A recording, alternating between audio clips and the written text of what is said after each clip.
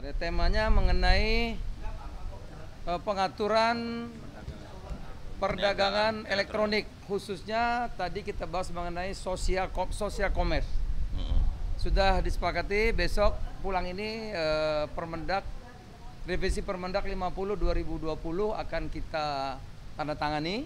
Ini sudah dibahas berbulan-bulan sama Pak Teten. Ini saya diundang Pak Teten terus dengan ke Pak Teten, juga dari Pak Budiari, Kominfo juga tadi, dan yang lain-lain juga sudah. Yang pertama nanti isinya social commerce itu hanya boleh memfasilitasi promosi barang atau jasa. Promosi barang jasa. Tidak boleh transaksi langsung, bayar langsung, nggak boleh lagi. Dia hanya boleh untuk promosi. Seperti TV ya. TV kan iklan boleh kan? Tapi TV kan jualan. Nggak bisa jualan. Nggak bisa terima uang kan? Nggak bisa. Jadi dia semacam platform digital gitu. Jadi tugasnya mempromosikan. Yang kedua, tidak ada sosial media dan ini nggak ada kaitannya. Jadi dia harus dipisah.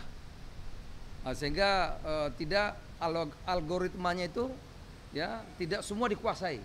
Dan ini mencegah penggunaan data pribadi untuk kepentingan bisnis gitu. Itu yang satu dan dua. Nah, kemudian kita juga nanti diatur yang boleh langsung produk-produk yang dari luar nih. Kita sebut dulu negative list, sekarang kita sebut positive list. Yang boleh-boleh.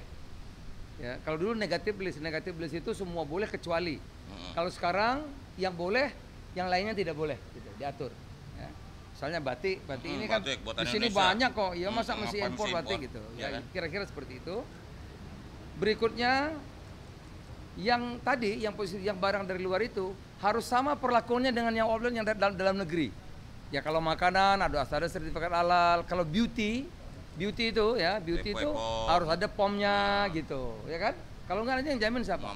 Harus ada izin POM, ada izin POM-nya. Kemudian kalau dia elektronik ada standarnya bahwa ini betul barangnya gitu. Jadi perlakuan sama dengan yang ada di dalam negeri atau offline ya. Kemudian yang ketiga nggak boleh bertindak sebagai produsen. Yang terakhir transaksi kalau impor kita satu transaksi $100 minimal. Kira-kira itu teman-teman.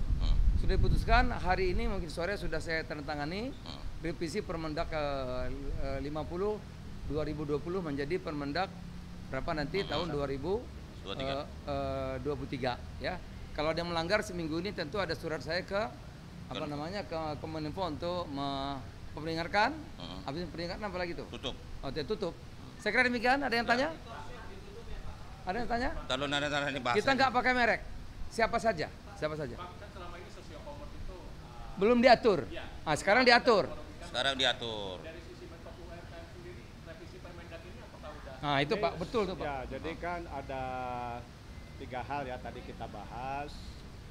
Yang pertama bagaimana mengatur platform. Ya. Yang kedua bagaimana mengatur arus masuk barang. Karena bukan soal produk lokal kalah bersaing di online atau di offline. Tapi di offline dan di online diserbu produk dari luar yang sangat murah ya dan dijual di platform global. Dan ketiga, kita lagi mengatur perdagangan yang fair antara offline dan online. Karena di offline diatur demikian ketat, di online masih bebas. Nah, kuncinya di revisi Permendak tadi yang disampaikan oleh Pak Mendak.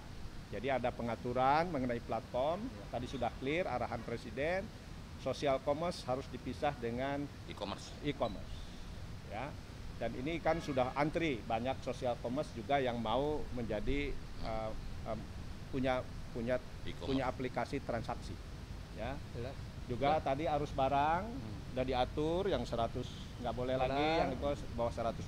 Kalau masih ada belum produk lokal ya diatur nanti di positive list. Jadi boleh masih impor tapi masuk di positive list gitu ya.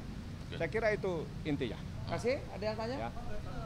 Dan 3 mungkin tadi diisinya di Permendag itu kan platform nggak boleh jual produknya sendiri. ya. Itu.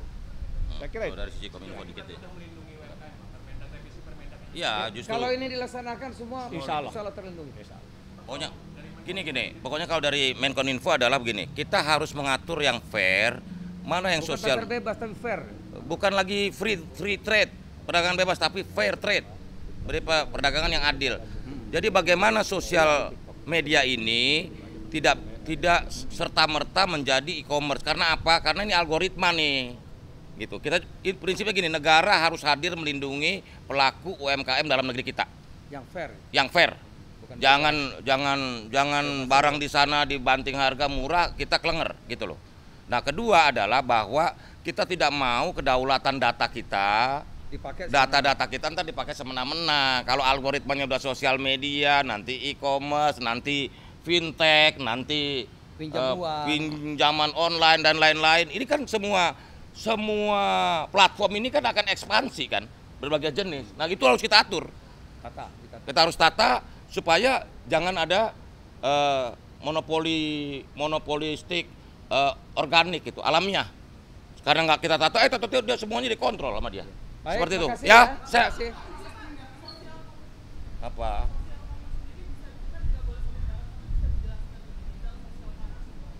Gini loh, bukan yang namanya sosial media itu kan dia tidak dipakai untuk kebutuhan e-commerce kan, perdagangan kan. Karena itu maka muncul istilahnya social commerce.